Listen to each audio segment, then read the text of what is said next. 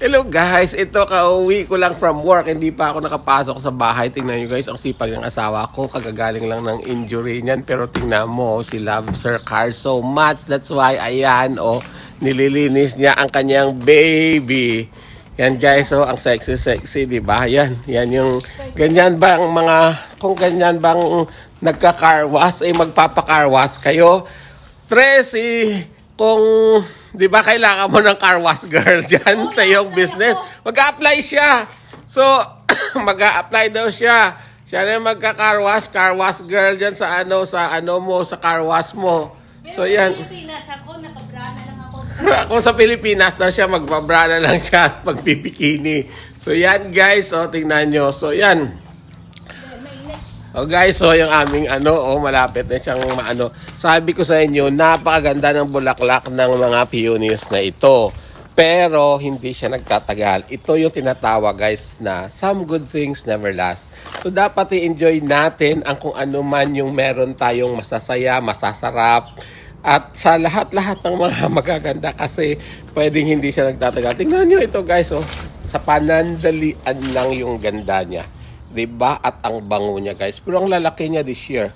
Ang lalaki niya, sweetheart, this year, diba? Oh, look at this, oh. Ang lalaki, oh. Ang lalaki niya, guys. So, ayan. Ang car wash girl. Mahal, you know what? You want this color and then not a single day that you want this.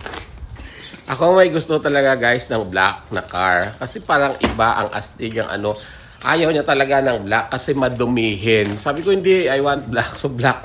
It ends up black talaga yung binili namin. Kasi pag black, guys, konting dumi nakikita. Totoo yan.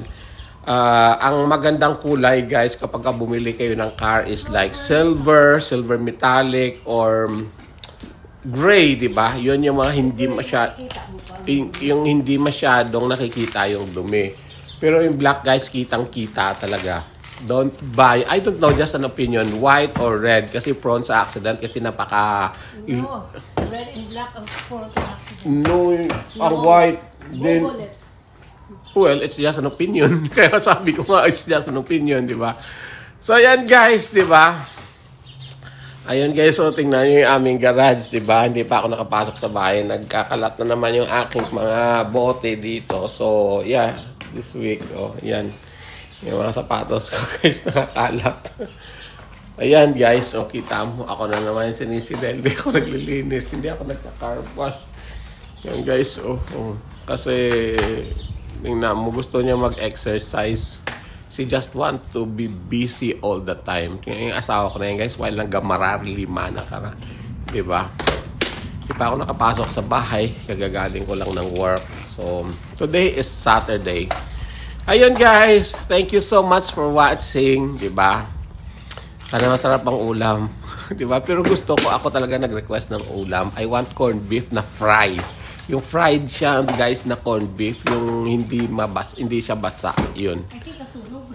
Oo, mas gusto ko 'yun, toasted corned beef, guys. 'Yun yung gusto ko. Okay, thank you so much for watching everyone. I love you all. Mwah!